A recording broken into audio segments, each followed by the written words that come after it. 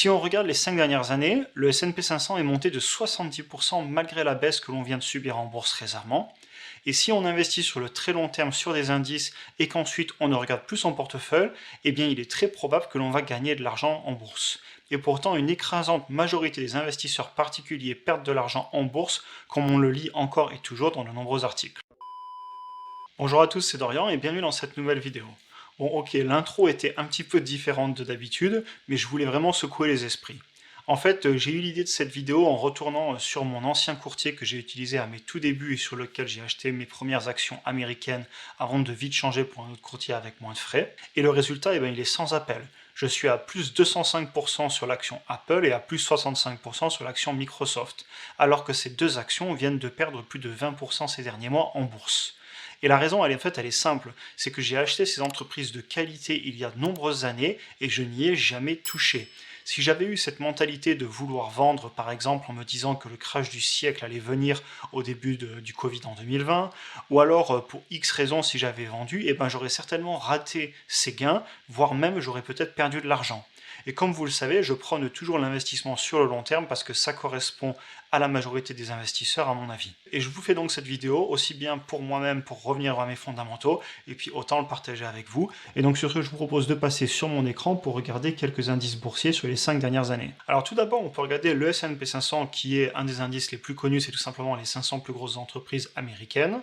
Et donc si on regarde sur les 5 dernières années, comme je vous le disais, on est à presque plus 70%.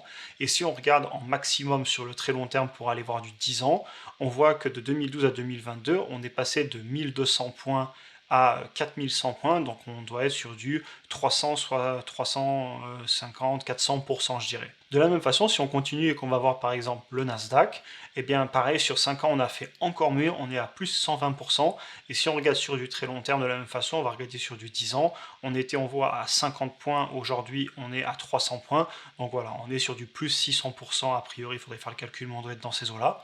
Donc voilà, vous voyez, déjà je vous montre deux indices très connus, et on se rend compte que si on investit sur du 3 ans, 5 ans, 10 ans, la probabilité de perdre de l'argent, elle est très faible. Alors ne jamais dire jamais, on est ici sur des données historiques, et la performance passée ne garantit pas la performance future. Cependant, ça nous donne quand même une bonne idée que c'est certainement une des meilleures méthodes possibles pour gagner de l'argent en bourse sur le long terme, investir sur des indices, sur le long terme ou sur des actions sur le long terme, comme on l'a vu au début dans mon exemple, des actions que j'ai achetées il y a plusieurs années comme Apple et Microsoft sont aujourd'hui des actions clairement gagnantes, et je pense que beaucoup d'actions que j'achète aujourd'hui, quand je vais les regarder dans 3 ans à 5 ans, j'aurai certainement en majorité ce type de résultat si j'ai bien choisi mes entreprises, des entreprises de qualité dans lesquelles je crois, et surtout les entreprises que je comprends pour ne pas les vendre en panique, puisque je comprends pourquoi je les ai achetées, et pourquoi je les possède, et pourquoi j'y crois sur le long terme. Très bien, revenons sur les indices. Le prochain que je voulais montrer, bon, on est sur VTI. Donc VTI, c'est le total stock market américain. Donc c'est toutes les grosses boîtes américaines, mais pas que les plus grosses boîtes, il y a aussi des plus petites capitalisations. Et on voit que sur 5 ans, on a fait un plus 65% pratiquement, ce qui est aussi plutôt une bonne performance. C'est pas autant que le S&P 500, mais c'est vraiment pas mal. Et si vous regardez en maximum, de la même façon, si on remonte en 2012, on est passé de 60 points à 200 points. Donc voilà, on a fait pratiquement 1 x 3 en 10 ans, ce qui est excellent aussi. Donc après on continue, on peut aller voir un ETF à haut dividende. Donc là, si vous regardez, sur 5 ans, on a fait un plus 40%.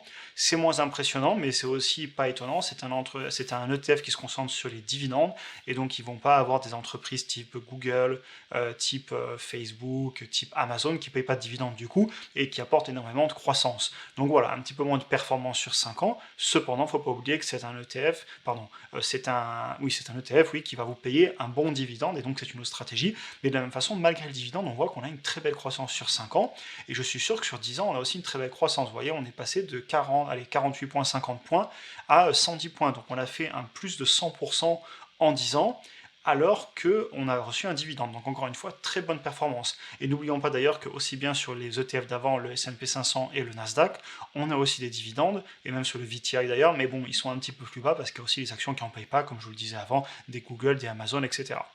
Et donc le petit dernier que je voulais vous montrer d'ETF, c'est tout simplement le Euronext 100.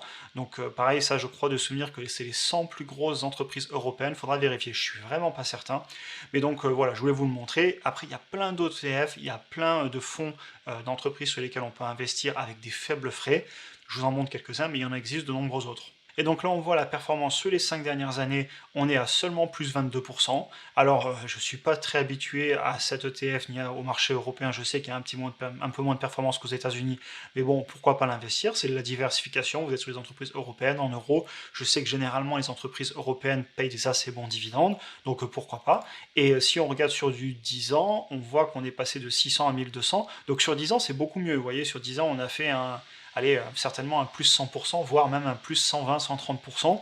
Donc c'est pas une performance aussi bonne que le S&P 500, mais bon, ça montre quand même que si vous investissez sur le long terme sur cet ETF, comme sur tous les autres qu'on a regardés avant, que ce soit du dividende, du Nasdaq, du S&P 500, et bien dans tous les cas, vous avez de très grandes chances de ne pas perdre d'argent, vous gagnerez plus ou moins, et si vous faites un panier d'ETF, et bien certainement que votre performance sera bien meilleure que si on écoute ses émotions, qu'on fait du court terme et qu'on essaie de faire du trading. Après, j'ai rien contre le trading comme on le dit à chaque fois, mais moi, c'est pas du tout ce que je fais, ce n'est pas ce que je sais faire et je vous présente ma stratégie. Alors, clairement, j'imagine que bon nombre d'entre vous connaissez déjà ces informations et c'est peut-être des choses qu'on se répète, mais je pense que c'est important de souvent se rappeler les choses pour ne pas se laisser prendre au piège du court terme. Évidemment, je n'ai aucun problème à avoir un petit peu de spéculatif et même pourquoi pas avoir un petit compte trading pour tout simplement se laisser aller, avoir ses intuitions sur le marché, ce qu'il va faire et peut-être du coup se protéger pour ne pas aller toucher à son gros portefeuille long terme et faire du trading à côté. Pourquoi pas, c'est une très bonne solution pour contrôler ses émotions. Et à l'inverse, je pense que si on veut s'assurer de gagner sur le long terme, ou du moins c'est mon avis, et évidemment les performances ne sont pas garanties, mais si on veut mettre beaucoup de chance de son côté, je vous donne pas de conseils, mais moi c'est ce que je fais personnellement, eh bien je pense que la majorité des investisseurs, et moi le premier, on devrait avoir une sacrée grosse composante ETF comme la base de notre portefeuille, un panier d'ETF diversifié. Et évidemment, investir chaque mois, si possible, la même somme en DCA pur sur ce panier d'ETF. Et puis à côté, et cela d'ailleurs ça concerne déjà beaucoup moins d'investisseurs, mais pourquoi pas avoir aussi un portefeuille d'actions individuelles sur le long terme, des entreprises que l'on comprend très bien et pour lesquelles on assumera les gains potentiels, mais aussi les risques et les pertes potentielles. Des exemples parfaits pour moi sont Microsoft et Apple, comme je vous l'ai montré au début de la vidéo, des entreprises que j'ai conservées depuis déjà plusieurs années, et maintenant on commence vraiment à avoir des retours sur investissement, même si sur le court terme, ça a fait des hauts et des bas et l'ascenseur émotionnel, mais du moment que je les conserve, il y a assez peu de risques, vu que ce sont pour moi, du moins, des entreprises de qualité. Sachez aussi que je fais ce que je prêche, et c'est tout à fait mon cas. J'ai des ETF, un panier d'ETF, j'ai des actions solides pour le long terme et des actions aussi bien à croissance que des actions à dividendes, et je m'autorise un petit peu de spéculation. J'ai 15% de mon portefeuille actions individuelles qui est sur des actions que je considère risquées et très risquées, et si vous le ramenez sur tous mes investissements en rajoutant le reste, les ETF, la crypto, les objets précieux, l'immobilier, etc., eh bien ça représente beaucoup moins. Donc je maîtrise mes risques encore une fois, mais même moi j'ai un petit peu de spéculatif parce que tout simplement ça me permet aussi de gérer mes émotions, à m'autoriser des choses là-dessus que je ne m'autorise pas sur tous mes investissements bon père de famille, beaucoup moins risqués. En conclusion, je dirais que, il faut établir sa stratégie dès le début et ensuite il faut s'en rappeler, surtout dans les moments difficiles.